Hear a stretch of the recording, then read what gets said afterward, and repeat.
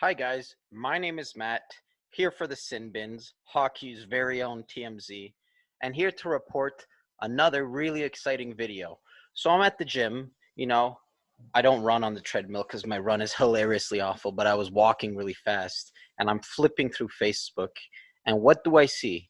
I see a report that Dave Pagnotta, who's a really reputable reporter on the NHL Network Radio, he was just dropping bombs. So first of all, he talked a little bit about Patrik Laine, and he says that Patrik Laine, he doesn't want to be in Winnipeg, and he will explore all other options, including any potential offer sheets.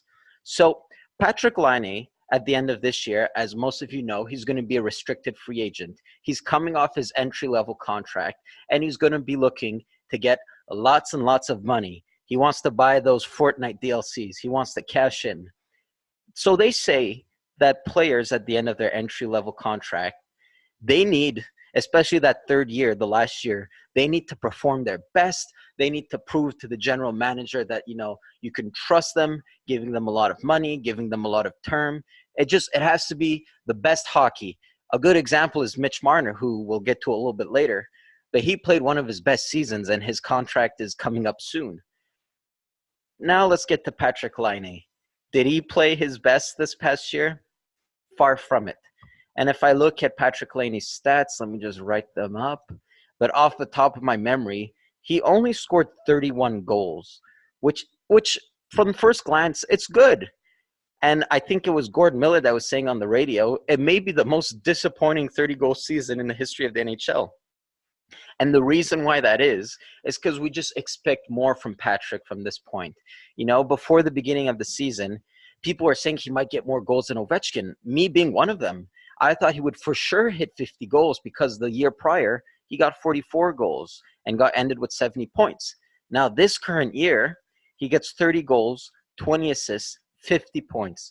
Very lackluster. And he's a piece of shit because I drafted him second overall in my fantasy draft.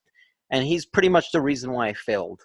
And the thing about Patrik Laine is that I know people like to compare him to Austin Matthews. And for a while, it was kind of an argument there to say, you know what, maybe he is better than Austin.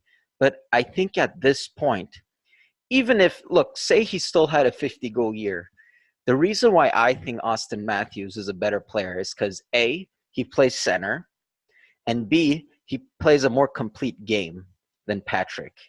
There's an argument to be said that when Austin Matthews isn't, picking up points, he's still providing a lot for his team.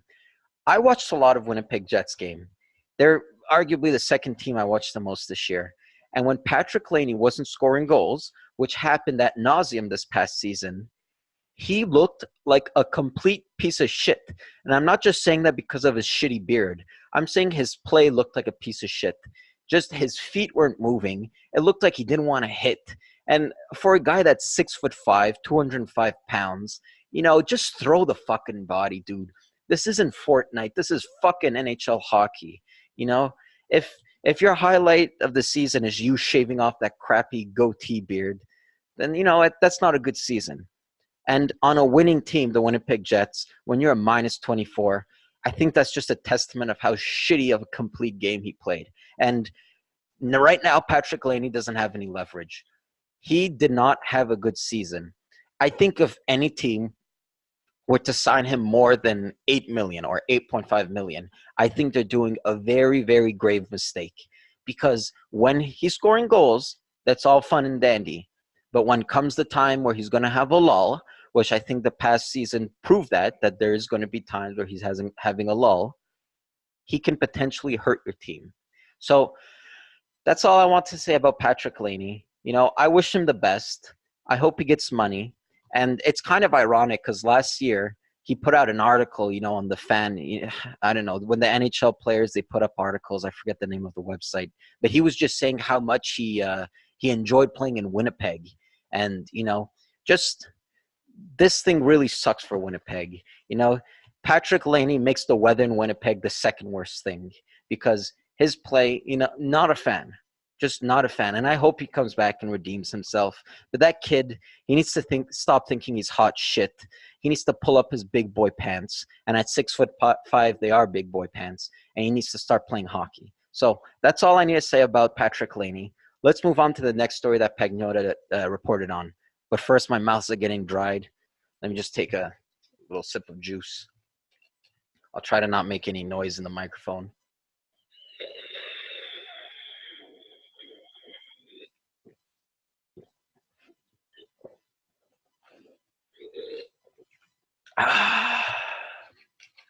Juicy. Okay. So my next story is Mitch the Bitch Marner. According to Dave Pagnotta, Mitch Marner wants Austin Matthews money. No less than $10 million, feels that they will settle on a 3-year, $30 million contract. First of all, this video isn't, I didn't do much research before. I'm just kind of bringing you my raw feelings, no clips edited or anything. But I wish I would have checked. Do the Maple Leafs even have $30 million, cap space? That's a lot of money, and I feel like they're going against the cap space. But as you guys probably heard, Nikolai Zaitsev wants out, so that's $4.5 million they can get. But Mitch Marner, kind of the complete opposite of Patrick Laine. I think that any money he argues for, he deserves it. And now he says he wants Austin Matthews money. Now, many people might laugh at this, saying, oh, he's not Austin Matthews. Matthews is a first overall, 1 in a million, yada, yada, yada, has great hair, has a shitty sense of fashion. Now, while I think that Mitchell Marner also has great hair, I think that he also deserves a pretty big contract. And if his agent comes in the, whatever, Tim Hortons, wherever they settle business, and says that my client deserves no less than $10 million, I don't think that anyone's laughing. I don't think that that's a ridiculous statement. They might get diarrhea from the Tim Hortons, but as if contract negotiation goes, I don't think that's ridiculous. Mitch Marner, let me look it up right here, but he had pretty much a career year. I think he hit 90-something points. Let's see. Yeah, 94 points. Granted, he doesn't get the same goals as Austin Matthews. Matthews is just a scoring machine. He does that fucking move. And by the way, I watch a lot of Eastern games because I live in the Atlantic time zone. But he does that fucking toe drag move, and then he shoots it, and it just fools the fuck out of goalies. Mitch Marner, he doesn't have those sniper capabilities. But I find he offers so damn fucking much as a player. And being, not the biggest player, they listed him as 6 foot. I could have sworn he was smaller than that. But he's 175, which I think I weighed 175 when I was, 6 years old. Granted, I did have a pretty big penis that added to the weight. I get it. But 175, he's not a big player. But goddamn, does he add so much to, any player that plays with him, I find they synergize together, and he just complements them. And Tavares, he played with Tavares most of the year. Tavares was already an established player, and he's already a very, very good superstar. But you just saw his stats boom when he played this year with Mitch Marner. He had never hit 40 goals before. Then he plays 1 year with Mitchell Marner, 47 goals. So I think Mitchell Marner can negotiate anything, and the Toronto Maple Leafs should definitely make room to sign him, because if they don't, watch out, offer sheets are coming. I don't remember the last offer sheet. I think it was on, actually this is a really funny story. I might make a separate video on it, but Ryan O'Reilly got offer sheeted. And due to the contract negotiations or something, Ryan O'Reilly went to the KHL. I think it was Calgary that offer sheeted him. He wouldn't have been able to sign with Calgary. I don't remember the technical reason why, but there was a little loophole that they could have offer sheeted him and he wouldn't have played a game for them. So, I'm getting a little off the rails, but the next story that Dave Pagnotta reported on is that there has been rumblings of Patrick Marleau going to Los Angeles. Now, I know the hearts of, most San Jose fans, who most of them treat Marleau like one of their own. Their hearts just sank when they heard him going to the Los Angeles Kings, one of the division rivals.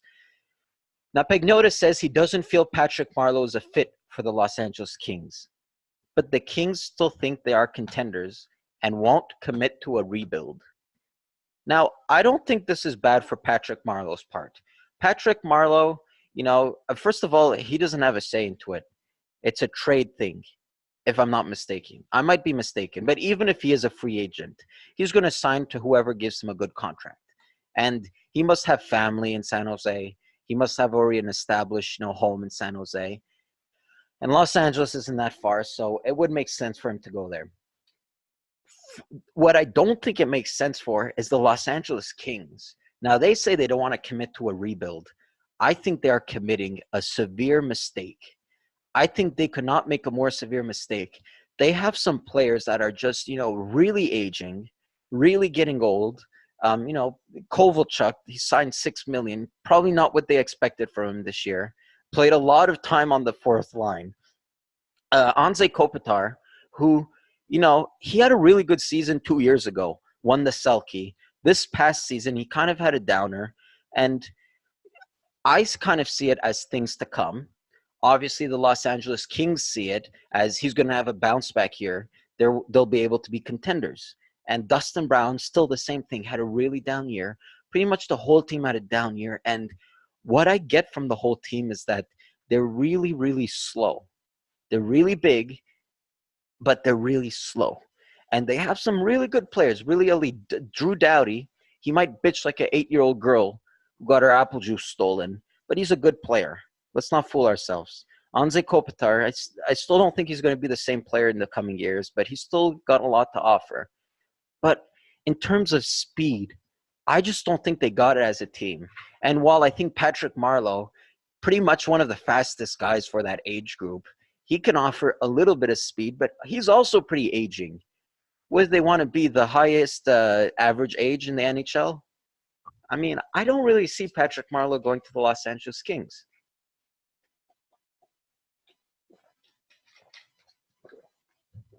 All right, next one. PK Subban trade rumors. So the Vancouver Canucks are looking for a big-name defenseman not named PK Subban. They feel like Subban has some attitude issues. So I guess in the past weeks, there were a lot of rumors of Subban. He might go to the Vancouver Canucks. I heard a lot of rumors of him being traded from Nashville, not necessarily knowing to which team. But Nashville was a massive disappointment. I think that apart from maybe Winnipeg, Nashville may have been the biggest disappointment in these playoffs because there's that one year they reached the Stanley Cup Finals. Then the following year, they were a second-round exit. And then this year, they were a first-round exit. They are steadily on the decline when it comes to playoff winning. And to say that I'm a Subban fan is kind of an understatement. In fact, I'm actually – I don't know if you got that. I was actually wearing his T-shirt at the gym. Yeah, and by the way, I know I didn't shower from the gym. I just wanted to put this video as fast as possible. So please forgive me if I look sweatier than Phil Kessel after morning skate. I mean, man, like, ironically, my balls are sweating, and he doesn't have balls. I'm not trying to be mean, just stating a fact. But Subban, the Vancouver Canucks are not looking for him. They say he has attitude issues. Now, I was a massive fan of Subban when he was in Montreal. I think he was one of, or if not the best defenseman in the NHL. I know that's a strong opinion, and that's fine if you disagree with it. But I understand where they're coming from. Subban, I don't think has attitude issues, but I saw he had some YouTube or whatever, TV series that came out, him posting videos of like Lindsey Vonn and stuff like that. I see how it can rub some of his teammates the wrong way because they're probably saying, listen, I'm working hard. I'm working as hard as this guy. I'm putting in the same effort. But where's my TV series? Why am I not getting any of the spotlight? Subban loves the spotlight. He eats it up. And I could see how many players, I'm not saying they're justified for it, but I could see how many players could get jealous of that. And because of that, Subban hasn't been able to settle in any team he's been. And I said it, and I made a whole video about it. You guys can go back on my channel. It's called My Honest Opinion on Shea Weber. I said I had no problem with them trading Subban. I understand those problems. I understand the importance of having a team that works together, that gels together, that plays as a team, and how effective that can be in winning. Just look at the Vegas Golden Knights. They don't have any big marquee superstars, maybe apart from Karlsson and Marleau, but they worked as a team and they made it to the finals. They almost won a Stanley Cup. My problem was they traded it for a guy that was way older than him. But before I get off track, let me go to the next story that Pagnotta reported on. So the Dallas Stars, the New York Rangers, and the New York Islanders will be all in on Erik Carlsson this summer. So Erik Carlsson obviously played this past season with the San Jose Sharks. At times looked very, very clunky. And it took him a very, very big portion of the year to get adjusted to the Sharks system. And I would say that due to his injuries history, as soon as this current year, he played, obviously he looked injured for most of the playoffs games. I would be very careful if I were a team offering him a contract. There is some stupid people, and apparently that's going to be either the Stars, the Rangers, or the Islanders. It might be someone else, but according to this story, there is going to be a stupid team that's going to offer him a huge contract. I am not willing to put all of my eggs in one basket when it comes to Erik Carlsson. I find that his best years, unfortunately, are behind him. I think that ever since that Matt Cook injury, where if you guys saw it, that was really gruesome when you see where the skate goes. But he wasn't the same since that injury. Actually, I take that back. He had that fantastic series. But just if you look at all of his injury, that all seemed to be lower body, which is a very important muscle group when it comes to hockey. That takes a toll on your body. Now, I might be completely wrong. There were at times this past season alone on the Sharks where he looked great. He just looked absolutely fantastic. Vintage, old style Erik Carlsson. And even the playoffs, great moments. But it seems like he hasn't been able to thread a long period of time where he was able to play like that. I would really, really, really be careful if I were a general manager offering Carlson a contract. Now, for sure, there's going to be some general managers who ignore this past season. Maybe the one before that. They say, Erik Carlson's one of the best. It's rare that you see a defenseman like Erik Carlsson getting on the free agent market. And I might be wrong, like I said. So we'll have to see. We won't know an answer for maybe another 5 years. But now we get to the last story by Dave Pagnotta, NHL Network Radio. So the New York Islanders and the Los Angeles Kings will be in on Artemi Panarin this summer. So if you guys made it this far in the video, you certainly heard me talking about Patrick Marleau going to Los Angeles. Now, if they sign Artemi Panarin, I think that adding a key, adjacent ingredient like Patrick Marleau kind of makes more sense. Because Artemi Panarin can offer a lot to a team. I think this past playoffs, he made a good case for himself. He added a lot to his name. He added a lot to his contract potential. I think that he was very good.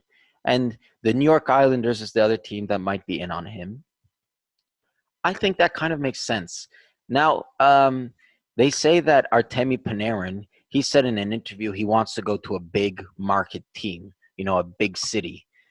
And I'm not sure, I might be wrong, so I'm actually asking the question, how big of a market is the New York Islanders?